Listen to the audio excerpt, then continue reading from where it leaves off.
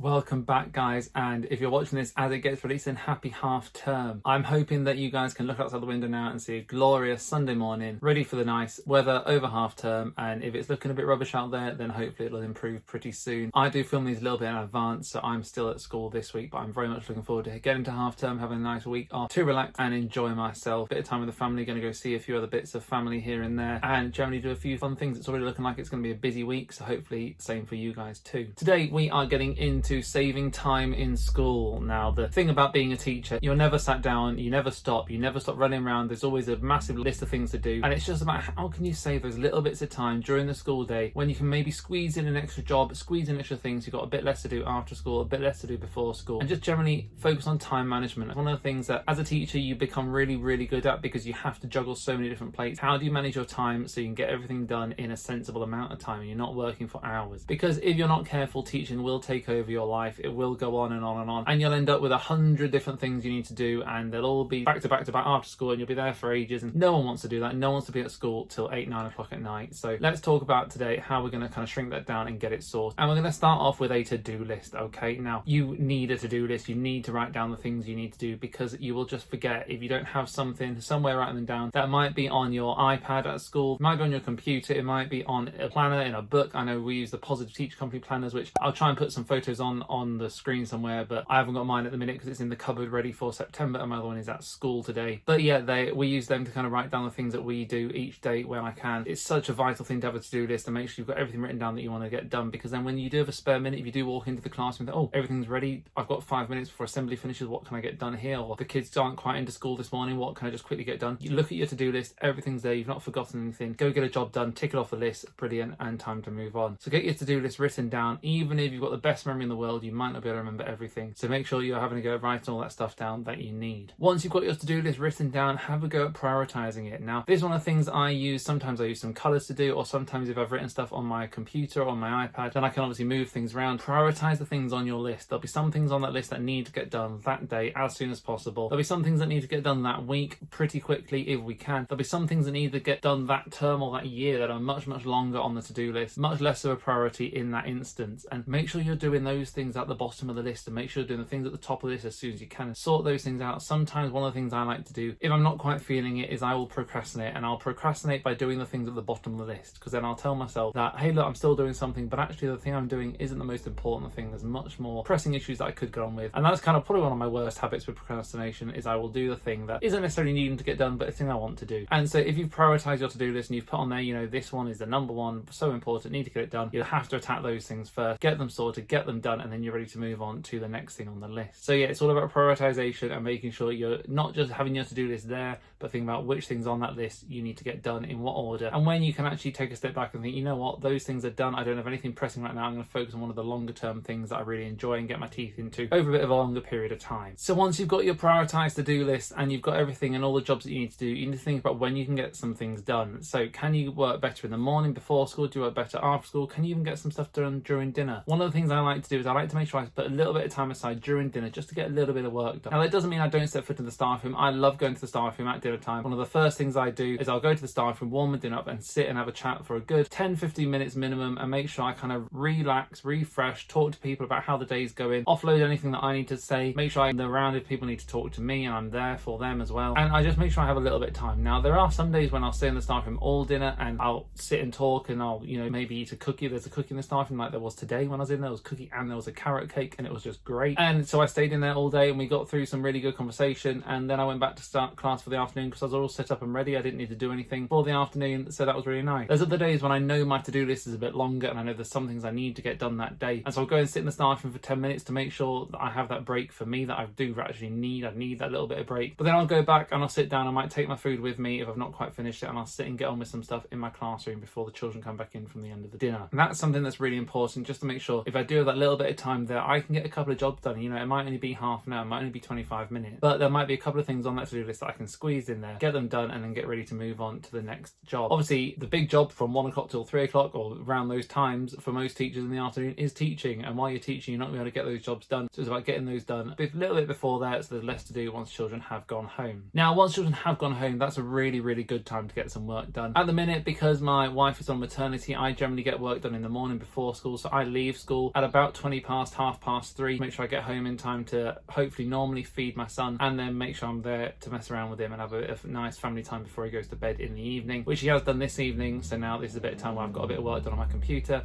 and I'm out here doing this. And if you want to know more about me, then let me know and I can kind of talk about how that works. But normally, and what from September when he's at nursery, I will be spending more time at school afterwards rather than before school. So I've been making sure that I prioritise my time then wisely too. The first thing I'll do is I'll make sure I have a quick check-in with some other teachers if there's any things I need to talk to them about, see if there's anything they need to talk to me about, and then I will get on my to-do list as quickly as I can. I need to prioritise that time so that I have 1-2 hours there. How can I use that time as wisely as possible? And one of the habits I used to have when I used to stay at school a lot is I get along really well with the year 3 teacher, and we would go into one of our classrooms and we'd sit and we'd start talking about, it could be about the school day, it could be about absolutely anything, and all of a sudden it'd be 4 o'clock and I haven't actually got started doing anything. And now, as nice as those conversations are, and we do continue to have them while we do our work, it's not always the best use of time when I've used an hour of my time and I've not actually got any work done. So it's about, I'm going to try and make sure that that hour I will still go and have a chat to him and say, hi, how's your day been, that kind of thing. But then I will make sure I've got some work out that I can do at the same time. Or if I can't do it at the same time, then I will say, look, I need to get on with some work tonight, and I'm just going to kind of get on with that, because then it'll be ready so I can get everything done and go home at a sensible time still. That prioritization will go back to that to-do list there, where I'll have a look through the list and I'll think, what do I need to get done for tomorrow? What can I do for another day? What maybe can I leave and do later on this week? And I'll get those jobs done in that order. One of the things I really want to get better at is also printing off work. So at the minute, I'll generally have work printed off and ready the day before, a couple of days before at best. And that works for me, it works at the minute, but I do really want to get to a point where I can kind of work printed off for the week, because it's one of those things where printing, it takes a while, the printer's not working or gets jammed, it takes even longer to have to sort that out. And if I can just have one afternoon where I prioritise that whole afternoon just printing off work, so all my maths lessons are ready, all my writing lessons are ready, all my afternoon lessons are ready for that entire week, that would save me so much time each day where I can then slot other things, other jobs into that time. Where at the minute I spend probably 20 to 30 minutes each day just printing work, going back and forth to the printer, making sure it all gets sorted. So that's somewhere I can really prioritise my time better, and like something I'm going to be working on, especially come September, looking at how I can make sure I'm ready for the week, make sure everything's organised and neat in my classroom, and just getting that bit of time back for me where I can, okay, put some other jobs in and then see where I can go from there. The last 2 ways I'm going to mention here about prioritising your time and saving your time are 2 things that I think are the best 2 things my school has done to save our time and workload as teachers. They're not 2 things that are necessarily the quickest to implement, and they are things that you kind of have to implement as a whole school probably, rather than just as a quick fix. But if you can convince your schools to do these things, then they are by far and away the most time-saving things we've done completely. So the first one all is to use a portfolio. And by portfolio, I mean like a folder. Use a portfolio for afternoon lessons instead of a book. Because when you have a book, books look great, and I do appreciate they are nice and neat and easy to stack and that kind of thing. But every time you've got a sheet of paper that needs sticking in or anything like that, you have to get the paper trimmed, you have to cut out around the edges of the paper and stick it in, because the books are A4, the sheets are A4, and if you just stick the A4 sheets in, they go scraggly around the edges, they look horrible, they look rubbish, and it just doesn't work very well. It's not built for purpose. You can buy bigger books so you don't have to trim the sheets, and that's great sometimes if you can find them, but they're not the most common books. And actually you have other issues with fitting them into cupboards, fitting them into drawers when the drawers are set for A4 books to have them in, and they're just not great. Whereas if you can get a portfolio or a folder and just hole punch the sheet, it's so much easier just sticking a hole punch through 30 sheets in one go than having to take 10 off, put them into the strim around the edges, guillotine them,